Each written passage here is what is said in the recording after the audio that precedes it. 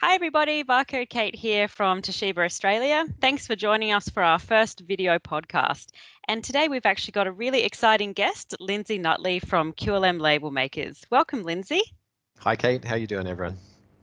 Lindsay, I'm keen to get through this particular podcast because, you know, being a girl, Valentine's Day isn't that far off now. It's just around the corner. And obviously, being a barcode geek at heart, my thoughts start going into all of the packaging that needs to be set up, what goes behind the label for Valentine's Day, whether it's wine bottles or flowers, what makes all of that happen. And you're the perfect person to answer these questions for me.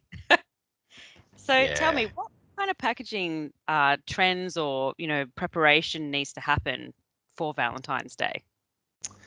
So one of the really interesting things we're seeing with Valentine's Day and with a lot of the celebrations that happen throughout the year is that people are wanting to be a little more, I guess, frugal with the way in which they do it. So they're conscious of cost. They're also conscious of having something on a product that may or may not sell during that time. So they're looking for flexibility in the way in which they produce their packaging, or at the way in which they make it identifiable to a particular thing like Valentine's Day.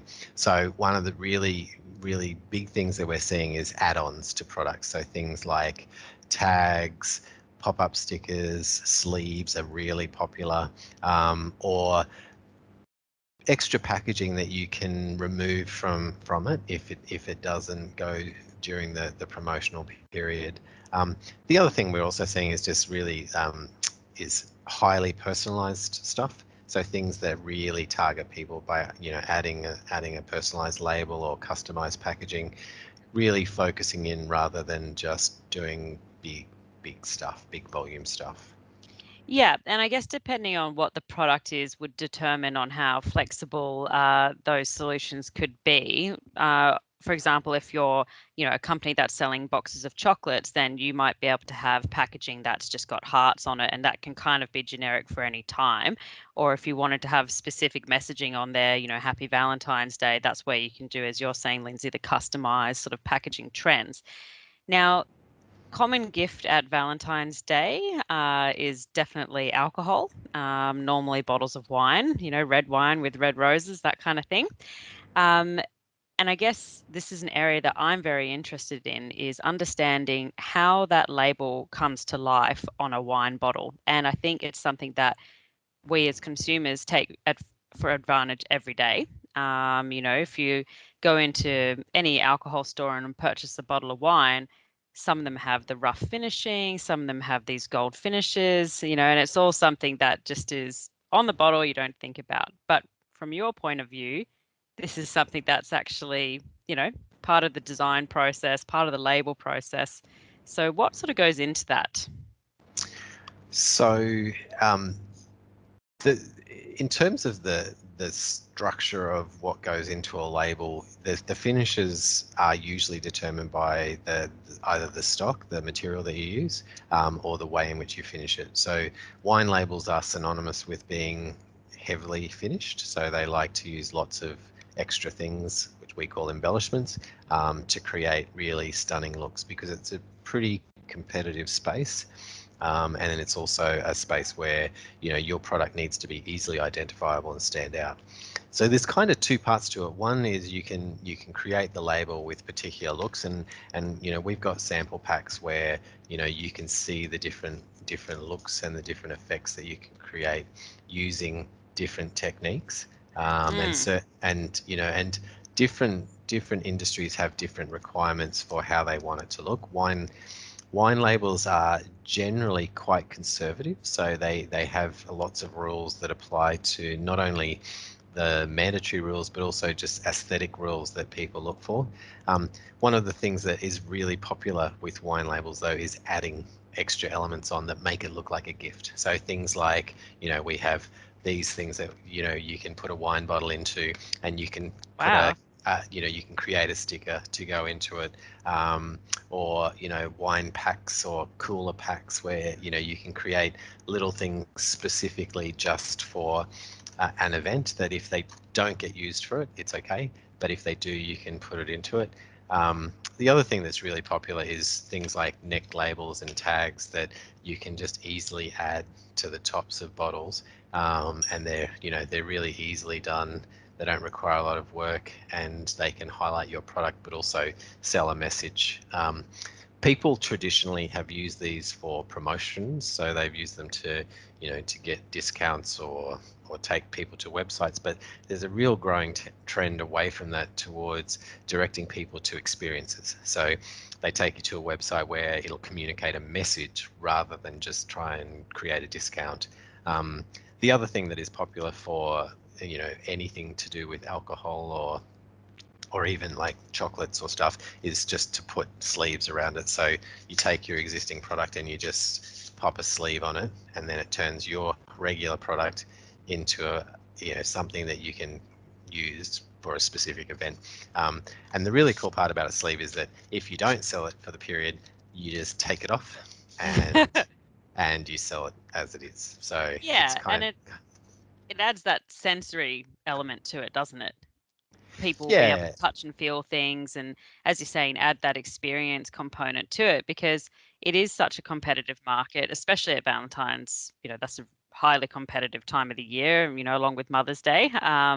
So I guess for manufacturers and retailers, trying to get that 3D component or 4D sort of component products where it's able to be, distinctly different from other things that are on the shelf, and also owning their brand. That's something that's really important. And these are all simple things that people can do. I mean, these are cost-effective solutions for companies, and as you say, they can be used for different times of the year, or have different labels applied to them so that they can be changed as required.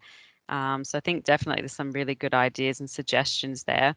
Now, you mentioned that now a lot of companies, it's more about the messaging, or trying to direct consumers to a specific message as part of that experience. And one way that retailers and manufacturers can do that is actually by adding a QR code onto their products. And um, I have to admit, I haven't personally seen many QR codes being utilized at Valentine's Day on products. And I do wonder why, because it's a little bit of a missed opportunity, I feel. What is your opinion, Lindsay? Look, it's funny, and I know we're going to talk about QR codes in Yes. another podcast, but it's a really interesting thing. Sorry, not podcasts, QR codes. People want a reward and they want an experience. So the old scan the QR code and take you to a website or something really rudimentary is not enough to win people's attention anymore. You Mm, really have to give them something for their effort. Um, and people are also very conscious of their data being consumed. So if you're going to use that as a tool, you've really got to reward people, and you've got to give them something nice. People will do the action, but so long as you reward them, and it's a great way to interact with customers in a way that creates new links, and a really great example is, if you're selling a food product or chocolates or alcohol, taking them to a site that that allows them to create a personalized message for their chocolates adds value to a relatively boring box of chocolates.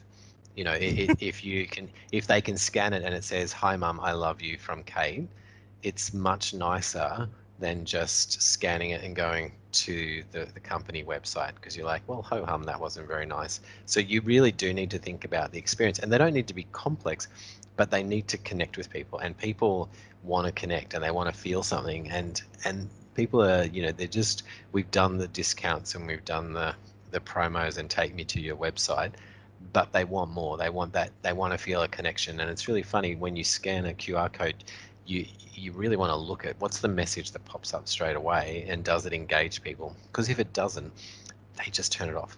So the danger of a mobile phone is that people just shut it down. And just little things as well, like with your packaging, adding a multi-dimensional layer to it by adding messages on the inside, mm, little things that create moments. And they're called we talk about unboxing experiences a lot, but it's about creating those little moments. Make up some little gift packs that you can put a surprise in, and make it. And the other thing you can do is, if you surprise people, put something in this that isn't chocolate, that is funny, or is like what your company does.